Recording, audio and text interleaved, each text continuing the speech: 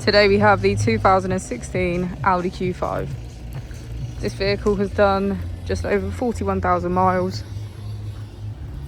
It has a manual transmission and a diesel fuel type. To the left of our steering wheel we have cruise control as a feature, and on the right we have voice control and automatic headlights. On our screen we can access navigation, smartphone integration, radio and media. If we put the vehicle into reverse, we can see that it comes with front and rear parking sensors. Just below our screen we have our dual zone climate control with heated seats on either side. As we go into the back of the vehicle, we can see that it has a full leather black interior.